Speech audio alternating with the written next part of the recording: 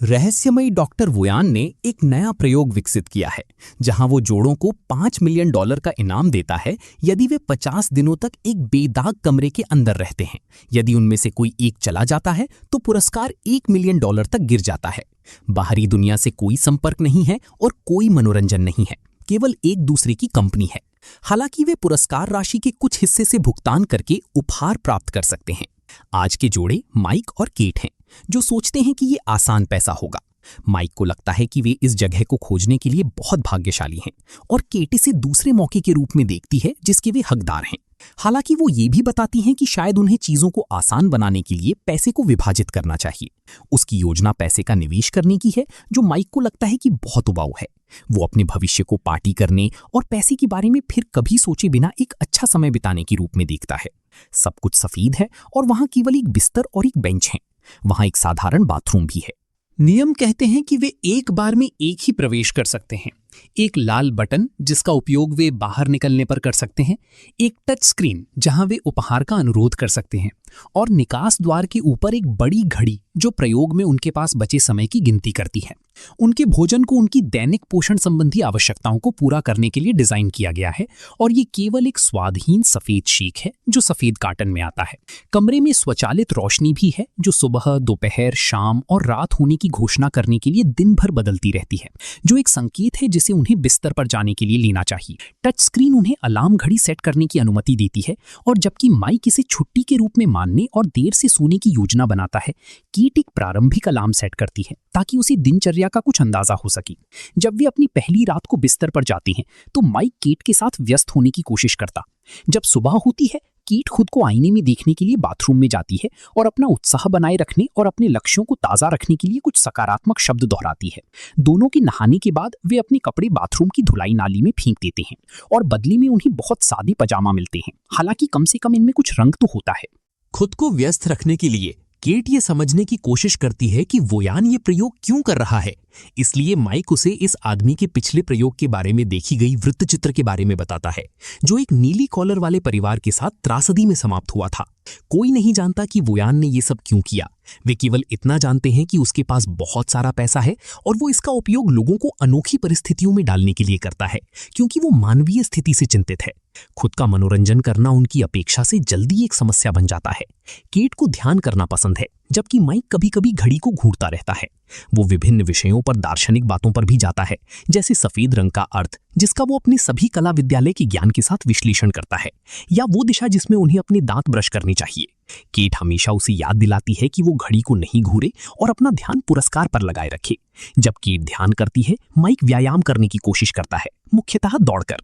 साथ में वे हाथ तालियां बजाने वाली खेल, मार्को पोलो या यहाँ तक कि नृत्य भी खेलते हैं। जब भी वे अपने गंदे पजामा उतारते हैं, उन्हें एक और जोड़ी दी जाती है जो बिल्कुल एक जैसी दिखती है। कुछ सप्ताह गुजरने के बाद आखिरकार कुछ अलग होता है। माइक को एक कीड़ा मिलता है जो कमरे के अंदर घुस आया है। उसके साथ बच्चे जैसी बातें करने के बाद माइक उसे खाने का शेक पिलाने की कोशिश करता है, लेकिन जैसे ही वो फर्श पर कुछ बूंदें डालता है, एआई आवाज उन्हें याद दिलाती है कि भोजन का उपयोग केवल प्रतियोगियों द्वारा उपभोग के लिए किया जा सकता है। इस बात को लेकर चिंतित कि कीड़ा यहाँ जीवित नहीं रह पाएगा, माइक छोटे लड़के को बाहर निकालने का कोई रास्ता मांगता है, ये वादा करते हुए कि वो जाना नहीं चाहता। केट उसे समझाती है कि जिस स्पीकर के माध्यम से एआई आवाज आती है वो दो तरफा नहीं लगता है। वो पहले ही कोशिश कर चुकी है, जिससे माइक फैसला करता है कि वो दरवाजा खोलने के लिए बटन दबाएगा। इससे एक बहस शुरू हो जाती है, क्योंकि केट को यकीन है कि बटन दबाने से वे हार जाएंगे, भले ही माइक वास्तव में ना जाए और केवल एक बेवकूफ कीड़े के लिए अपना हाथ बाहर निकाले। कीड़े को नीचे रखने के बाद माइक केट को बताता है कि कीड़ा एक जीवित प्राणी है और उसके मन में कोई दया नहीं है। इसलिए केट उस पर कृपालु होने का आरोप लगाती है, क्योंकि वो उसके जैसा शाकाहारी नहीं है। जैसे जैसे बहस बढ़ती है, केट अंततः कबूल करती है कि वो सोचती है कि माइक केवल शाकाहारी है क्योंकि वो अपने अमीर पिता को नाराज करना चाहता है, जिनके पास माइक के लिए वो सब कुछ था जिसकी उसे जरूरत थी। इसलिए उसे कभी कष्ट नहीं हुआ और अब वो कलात्मक सड़क कला का श्रेय चाहता है। फिर केट इस बातचीत से दूर जाने की कोशिश करती है, लेकिन वो कीड़े पर पैर रख देती है और माइक को उस पर विश्वास करने में परेशानी होती है जब वो कहती है कि ये एक दुर्घटना थी और माफी मांगती है। माइक अपने बाकी दिन एक कोने में बैठकर उदास होकर बिताता है, जब तक कि वो अंत में ये निर्णय नहीं ले लेता कि उसके लिए पर्याप्त है। कुछ भी नहीं करना स्वस्थ नहीं है। चूंकि उनमें से प्रत्येक 2 उपहार ले सकता है, माइक एक मांगने जा रहा है, भले ही वो अपने पुरस्कार से $1 लाख निकाल ले। केट को मंजूरी नहीं है, लेकिन माइक को उसकी अनुमति की आवश्यकता नहीं है और उसका उपहार एक हरा क्रेयॉन बनकर समाप्त होता है। ये ज्यादा नहीं है, लेकिन कम से कम अब माइक दीवारों पर अपनी कला कर सकता है। थोड़ी देर तक उसे चित्र बनाते देखने के बाद केट ने उसे अपना चित्र बनाने के लिए कहा और माइक स्वीकार कर लेता है। माइक तब तक चित्र बनाता है जब तक कि क्रेयॉन नहीं बचता। केट को गुस्सा आता है जब वो पूरे बाथरूम में हरे रंग के धब्बे और फर्श पर तौलिया छोड़ देता है। बाद में केट एक बेवकूफ की तरह व्यवहार करने के लिए माफी मांगती है और बताती है कि ये जितना उसने सोचा था उससे अधिक कठिन है, लेकिन कम से कम उनके पास केवल 20 दिन बचे हैं। दिन बोरियत में गुजरते रहते हैं जब तक कि एक सुबह केट बाथरूम में एक बंदूक पाने के लिए जागती है। वे ये जांचने से बहुत डरते हैं कि क्या ये भरी हुई है और इसकी उपस्थिति भयावह है, इसलिए वे इसे बिस्तर के नीचे छिपाने का फैसला करते हैं, क्योंकि एआई उन्हें कपड़े धोने की ढलान के अंदर कपड़े नहीं रखने वाली वस्तुओं को डालने से मना करता है। कुछ समय बाद जोड़े को अंततः कनेक्ट टाइम से पुरस्कृत किया जाता है, जो उनके प्रियजनों द्वारा भेजे गए संदेशों को उनके लिए चलाएगा। माइक को अपनी बहन से एक संदेश मिलता है जो उसे बताती है कि वो और उनके माता पिता कैसे हैं, लेकिन वो ये भी सोचती है कि माइक अब केट को डेट नहीं कर रहा है। अपनी बहन को देखकर माइक बहुत खुश होता है, लेकिन केट खुद का कोई कनेक्शन नहीं चाहती है। और जब स्क्रीन पर उसके पिता का वीडियो आता है जो अंततः सड़कों से हटकर एक बेघर आश्रय में रह रहे हैं, तो वो घबरा जाती है। चूंकि उसके लाख कहने पर भी वीडियो बंद नहीं होता, केट बाथरूम के प्रवेश द्वार के पीछे छिपकर रोने लगती है और माइक उसे दिलासा देने के लिए आता है। अपने प्रेमी से सख्त चिपककर सोने के बाद केट सुबह की अलार्म के बजने पर नहीं उठती। जब माइक अपनी चिंताओं को व्यक्त करता है तो केट उसे बताती है कि उसने सालों से अपने पिता को नहीं देखा था और हमेशा माइक से झूठ बोलती थी कि वो कौन है, क्योंकि वो अपने पिता से शर्मिंदा थी और जिस तरह से वो घर को पीकर बर्बाद कर देते थे, अपनी स्कूल फीस और एक सामान्य व्यक्ति की तरह बड़ा होने की उसकी संभावनाएं। केवल 2 सप्ताह से थोड़ा अधिक समय शेष रहने पर कीट अभी भी बिस्तर पर रहती है, जबकि माइक खुद का मनोरंजन करने की नई तरीके खोजने की कोशिश करता है, जैसे अपनी उंगलियों से क्रेयॉन को धुंधला करके अपने चित्रों को संशोधित करना या अभिनय अभ्यास की तरह यथासंभव भावनाओं में पायजामा लेबल पढ़ना। वो भोजन के बारे में कुछ चुटकुले बनाकर केट को खिलाने की कोशिश करता है, लेकिन ये व्यर्थ है, इसलिए वो उम्मीद करता है कि वो उसे आराम दे सके। वो उसके साथ बिस्तर पर सो जाता है।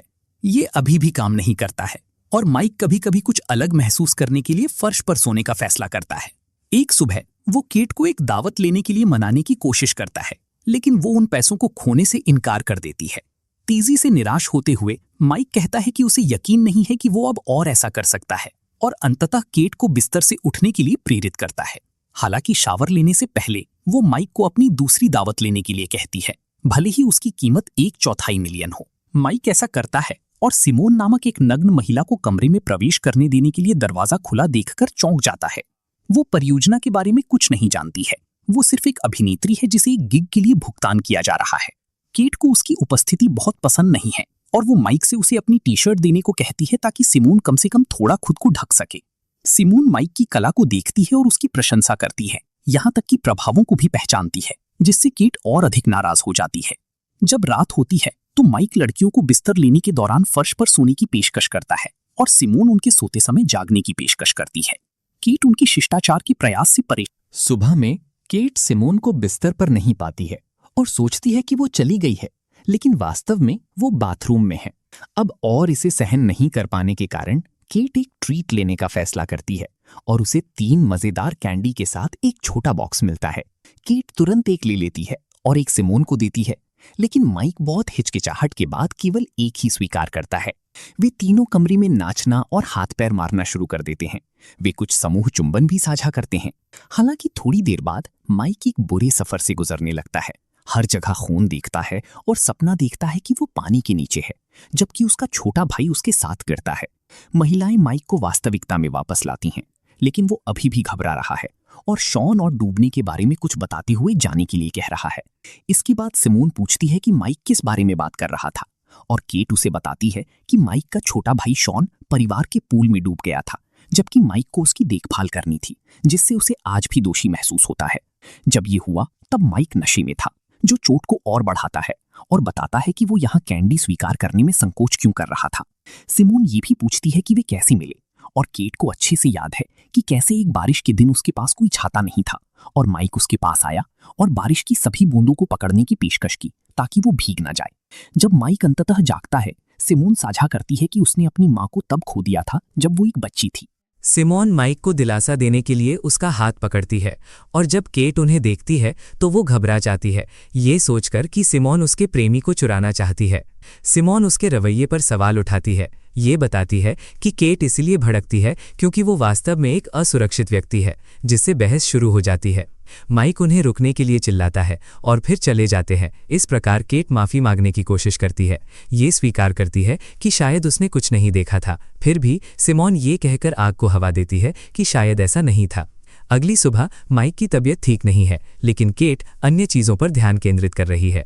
सिमोन अंततः चली गई है, लेकिन दीवार पर हरे रंग के क्रेयॉन पर उसका एक संदेश भी है, जिसमें एक जंगली रात के लिए माइक को धन्यवाद दिया गया है। केट घबरा जाती है, माइक की बात नहीं सुनती है जब वो समझाता है कि उसने कुछ नहीं किया। माइक उससे दूर हट जाता है, उसे याद दिलाता है कि उसने उसे कभी धोखा नहीं दिया, तब भी नहीं जब वो न्यूयॉर्क चली गई थी। उसने उसे असहज ना करने के लिए अपने तथाकथित अमीर दोस्तों से मिलना भी बंद कर दिया था, और जब वो उदास थी तब उसके साथ घर पर रहने के लिए कॉलेज पूरा नहीं किया था, लेकिन बदले में उसे केवल ईर्ष्या ही मिलती है। रोते हुए केट माफ़ी मांगना जारी रखती है, लेकिन उनकी बातचीत बाधित होती है जब माइक को घाव से चक्कर आने लगता है। वो वास्तव में सोचता है कि उसे एक डॉक्टर की ज़रूरत है, लेकिन केट उसे कुछ मील शेक लाती है ताकि वो अपने सिस्टम में कुछ चीनी डाल सके और एक तौलिए से उसके घाव को ढक सके, माइक को याद दिलाते हुए कि अनुबंध में कहा गया है कि उनके पास मेडिकल हस्तक्षेप के लिए भत्ता नहीं है। माइक को विश्वास नहीं हो रहा है कि वो क्या सुन रहा है और वो सोचने लगता है कि क्या केट वास्तव में परवाह करती है। उसका घाव छोटा निकलता है और अंत में खून बहना बंद हो जाता है, लेकिन वो डरता है कि अगर स्थिति और खराब होती तो वो कितनी दूर चली जाती। शायद वो पैसों के लिए उसे खून बहने देती। इस जगह ने उनके साथ जो किया है उससे नफरत करते हुए और ये महसूस करते हुए कि पैसा उनकी असल में टूटी हुई हालत को ठीक नहीं करने वाला है, माइक जाने का फैसला करता है और केट को भी ऐसा करने के लिए आमंत्रित करता है। हालांकि केट मना कर देती है, ये बताते हुए कि उसके लिए इस तरह से बात करना आसान है क्योंकि उसके पास हमेशा पैसा रहा है, और वो उसे रुकने के लिए धमकाने के लिए बंदूक भी निकाल लेती है। हालांकि माइक उसे अनदेखा करता है और बटन दबाता है। अंत में जीत से कुछ ही दिन पहले कमरे से बाहर निकल जाता है। काफी देर तक इधर उधर लेटे रहने और शावर में घबराने के बाद केट दीवार पर बारिश की बूंदों का चित्र देखती है। इससे उसे भी बटन के पास जाने और सिर्फ 2 दिन बचे होने पर अपने ऑप्शन पर सोचने की प्रेरणा मिली। कई महीनों बाद अब सिंगल माइक दौड़ने जा रहा है जब वो केट को एक इमारत से बाहर आते हुए देखता है। कमरे के बाद से उन्होंने एक दूसरे को नहीं देखा है और बात करने और हालचाल जानने के लिए टहलने का फैसला करते हैं। लेकिन जब माइक केट से पूछता है कि वो कमरा छोड़कर चली गई थी या जीती, तो वो सवाल को टाल देती है। कम से कम वो जो हुआ उसके लिए माफी मांगती है। जैसे ही वे दूर जाते हैं, इमारत को बेघर आश्रय के रूप में प्रकट किया जाता है, जिसमें एक पट्टिका लगी होती है जिसमें कहा जाता है कि एक गुमनाम दान ने उन्हें नया रसोई घर बनाने की अनुमति दी थी। इस बीच बेदाग कमरे में एक नया जोड़ा चुनौती लेने के लिए आता है।